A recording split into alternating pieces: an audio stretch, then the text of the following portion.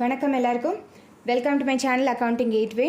நாம் இப்போ example number 2 பார்க்க போகிறோம். ஜேர்னல் என்ட்ரி யூனிட் 3 பார்த்துட்டுருக்கோம் நம்ம.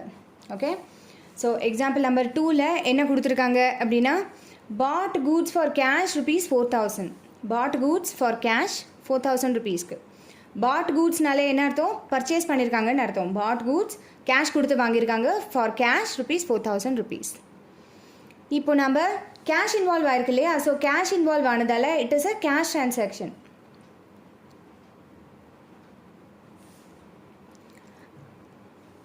நம்ம இப்போ ஒவ்வொரு அனலைஸாக பண்ணிகிட்டே வரப்போகிறோம். ஃபஸ்ட்டு அனலைஸ் என்ன பண்ணுறோன்னா, என்னென்ன அக்கௌண்ட்ஸ் இன்வால்வ் ஆகுதுன்ட்டு பார்க்க போகிறோம். என்னென்ன அக்கௌண்ட்ஸ் இன்வால்வ் ஆகிருக்கு இந்த கேஸில்?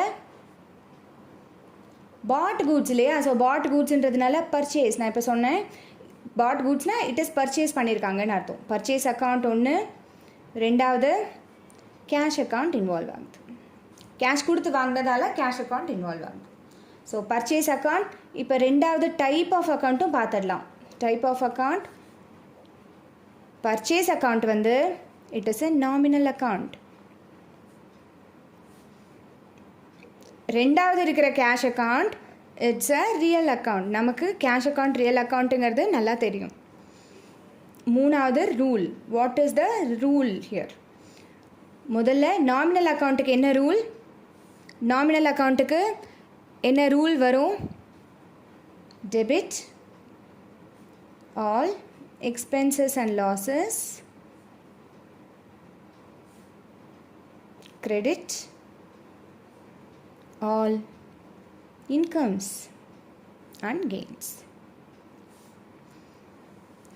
முதல்து பார்த்துட்டோம் இல்லையா? இப்போ நாமினல் அக்கௌண்ட்டோடது பார்த்துட்டோம். இப்போ ரியல் அக்கௌண்ட்டு பார்க்க போகிறோம். ரியல் அக்கௌண்ட், அதோட rule debit what comes in, credit what goes out. So real அக்கௌண்ட்டுக்கு இது ரூல், நாமினல் அக்கௌண்ட்டுக்கு இங்கே மென்ஷன் பண்ணியிருக்கிறது தான் rule. This is for nominal account, this is for real account. இப்போ ஃபர்தராக நாம் டிரான்சாக்ஷனை பார்க்க போகிறோம். பாட் கூட்ஸ் ஃபார் கேஷ் ₹4000 இல்லையா? ஸோ கேஷ் கொடுத்து வாங்கியிருக்காங்க.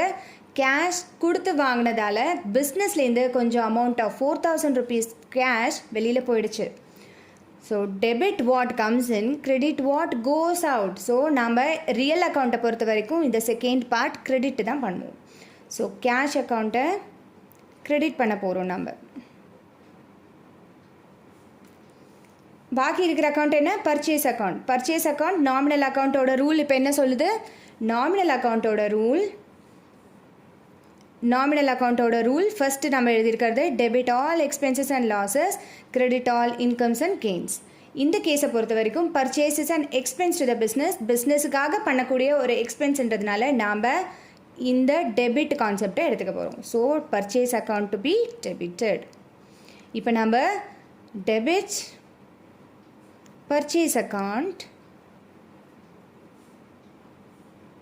Credit cash account. நம்ம இந்த மாதிரி ஸ்டெப் வைஸ் பிரித்து நம்ம இந்த டிரான்சாக்ஷனை நம்ம அணுகுனதால நம்மளால் ஈஸியாக கண்டுபிடிக்க முடிஞ்சிச்சு, கான்ஃபிடென்ட்டாகவும் கண்டுபிடிக்க முடிஞ்சிச்சு டெபிட் என்ன கிரெடிட் என்னன்ட்டு. இப்போது இந்த என்ட்ரியை எப்படி போஸ்ட் பண்ணலான்ட்டு வாங்க பார்க்கலாம்.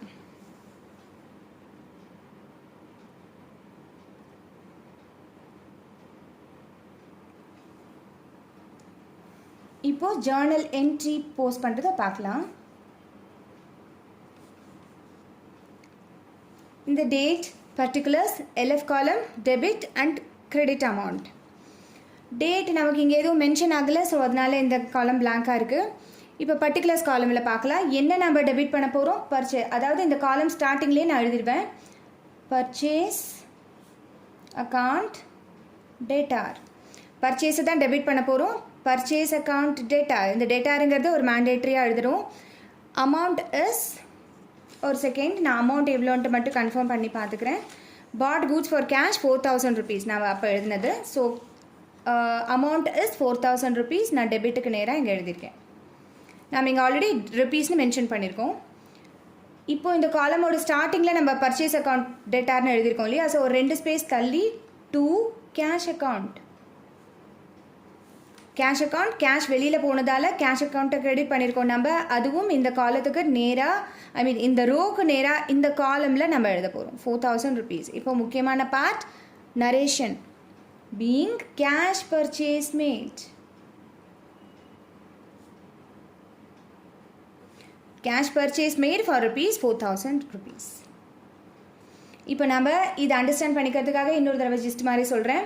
Purchase account is a nominal account. Purchase நம்ம பண்ணியிருக்கோம். டெபிட் ஆல் த எக்ஸ்பென்சஸ், அதுதான் அதோட rule. So purchase account data 4000 rupees is the amount. To cash, cash வந்து ஒரு ரியல் அக்கௌண்ட். ரியல் அக்கௌண்ட்டோட ரூல் என்ன? Debit what comes in, credit what goes out. Here the cash is going out. So கேஷை நான் வந்து credit பண்ணியிருக்கேன் for 4000 rupees. Important part is narration.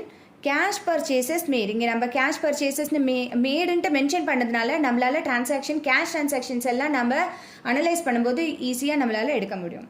In case நம்ம Journal என்ட்ரியை miss பண்ணியிருந்தோம்னா கூட நரேஷன் பார்ட் வந்து நமக்கு கிளியராக எழுதியிருக்கும் போது நரேஷன் பார்ட்டை வச்சு நம்ம வந்து டிரான்சாக்ஷன்ஸை ஐடென்டிஃபை பண்ணிடலாம். நமக்கு இங்கே எல்எஃப் காலமில் எதுவும் மென்ஷன் ஆகாததால் நம்ம பிளாங்காக விட்டுருக்கோம். அதே மாதிரி டேட் காலமும் பிளாங்காக விட்டுருக்கோம். நீங்கள் ஜேர்னலில் நம்ம எழுதுறது வந்து ஒரு அக்கௌண்ட்ஸ் நோட்டில் தான் எழுதுவோம். அப்போ வந்து நீங்கள் இந்த மாதிரி அந்த லைனுக்கு நேராக இந்த அமௌண்ட்ஸ் காலமை கரெக்டாக ஃபில் பண்ண வேண்டியது அவசியமாக இருக்கும். மாற்றி எழுதிடாமல் கொஞ்சம் பார்த்துக்கணும்.